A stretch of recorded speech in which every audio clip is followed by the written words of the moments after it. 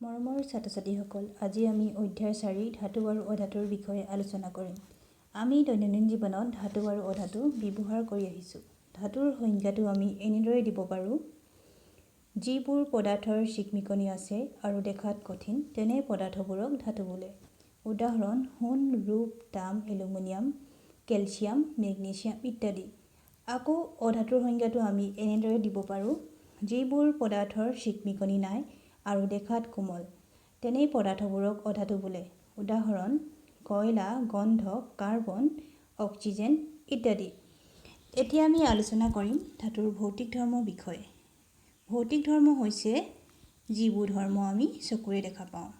ধাতুৰ ভৌতিক ধৰ্মকেইটা হৈছে: নম্বৰ 1, ধাতুৰ চিকমিকনি আছে, অৰ্থাৎ ধাতুবোৰ উজ্জ্বল। নম্বৰ 2, ধাতুবোৰ ঘাত-সহনীয়, অৰ্থাৎ ধাতুক কোবাই পাতল পাতৰ আকাৰত গঢ় দিব পাৰি। সেয়েহে মিঠাই ধুনীয়াকৈ সজাই তুলিবৰ বাবে পাতল ৰূপালীৰ পাত ব্যৱহাৰ কৰিব পাৰি। নম্বৰ 3, ধাতুবোৰ তাপ তথা বিদ্যুতৰ সুপৰিবাহী, অৰ্থাৎ তাপৰ সুপৰিবাহী হোৱাৰ বাবেহে আমি এলুমিনিয়াম আৰু তামৰ তাঁৰ ব্যৱহাৰ কৰিব পাৰোঁ। নম্বৰ 4, ধাতুবোৰ নমনীয়, অৰ্থাৎ ধাতুবোৰ নমনীয় হোৱাৰ বাবেহে ইয়াক টানি তাঁৰলৈ ৰূপান্তৰিত কৰিব পাৰি।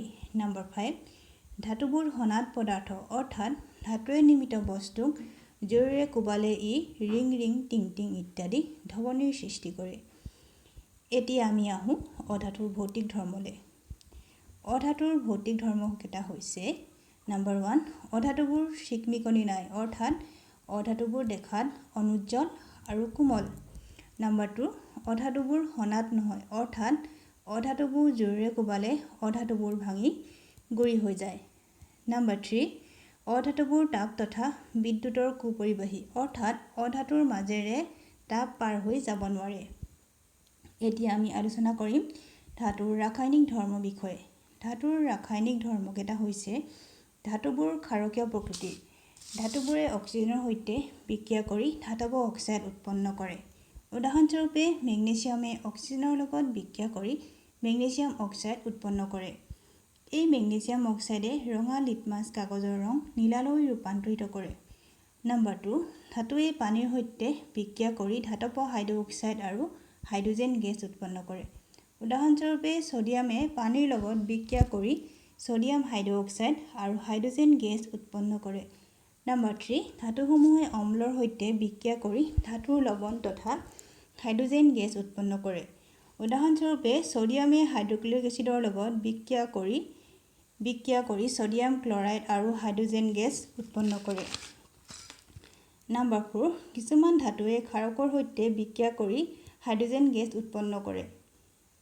উদাহৰণস্বৰূপে, ধাতুৱে ছডিয়াম হাইড্ৰক্সাইডৰ সৈতে বিক্ৰিয়া কৰি হাইড্ৰজেন গেছ প্ৰস্তুত কৰে। এতিয়া আমি আহোঁ অধাতুৰ ৰাসায়নিক ধৰ্মলৈ। অধাতুৰ ৰাসায়নিক ধৰ্মকেইটা হৈছে: নম্বৰ 1, অধাতুসমূহ আম্লিক প্ৰকৃতিৰ। অধাতুসমূহে অক্সিজেনৰ সৈতে বিক্ৰিয়া কৰি অধাতৱ অক্সাইড উৎপন্ন কৰে। উদাহৰণস্বৰূপে, গন্ধক আৰু অক্সিজেনৰ বিক্ৰিয়াৰ ফলত উৎপন্ন হোৱা দ্ৰব্যটোৰ নাম হ'ল ছালফাৰ ডাই অক্সাইড। ছালফাৰ ডাই অক্সাইডে পানীত দ্ৰৱীভূত হ'লে ছালফিউৰাছ এচিড উৎপন্ন হয়। এই ছালফিউৰাছ এচিডে নীলা লিটমাছ কাগজক ৰঙা কৰে। নম্বৰ 2, অধাতুৱে পানীৰ সৈতে বিক্ৰিয়া নকৰে, কিন্তু এইবোৰ বায়ুৰ সংস্পৰ্শত হ'লে আপোনা আপুনি জ্বলি উঠে। সেয়েহে ফছফৰাছ পানীত ডুবাই ৰখা হয়। নম্বৰ 3, অধাতুসমূহে এচিডৰ সৈতে বিক্ৰিয়া নকৰে। সেয়েহে তপতালেও তামে লঘু হাইড্ৰক্লৰিক এচিডৰ সৈতে বিক্ৰিয়া নকৰে। এতিয়া আহোঁ আমি ধাতুৰ ব্যৱহাৰৰ বিষয়ে। নম্বৰ 1, অটোমোবাইল তৈয়াৰ কৰিবলৈ। নম্বৰ 2, এৰোপ্লেন তৈয়াৰ কৰিবলৈ। নম্বৰ 3, ৰেলগাড়ী তৈয়াৰ কৰিবলৈ। নম্বৰ 4, ঔদ্যোগিক সঁজুলি তৈয়াৰ কৰিবলৈ। ৰন্ধনৰ বাচন ইত্যাদি বিভিন্ন সামগ্ৰী তৈয়াৰ কৰিবলৈ ধাতুৰ ব্যৱহাৰ কৰা হয়। এতিয়া আহোঁ অধাতুৰ ব্যৱহাৰৰ বিষয়ে। নম্বৰ 1, জীৱই শ্বাস-প্ৰশ্বাসৰ সময়ত, অৰ্থাৎ উশাহত অধাতু ব্যৱহাৰ কৰে। নম্বৰ 2, উদ্ভিদৰ শ্ৰীবৃদ্ধি বঢ়াবলৈ প্ৰয়োগ কৰা সাৰত অধাতু ব্যৱহাৰ কৰা হয়। নম্বৰ 3, পানী বিশুদ্ধকৰণত আৰু এণ্টিছেপ্টিক তৈয়াৰ কৰিবলৈ অধাতু ব্যৱহাৰ কৰা হয়। নম্বৰ 4, ফটকা বনাবলৈ অধাতু ব্যৱহাৰ কৰা হয়।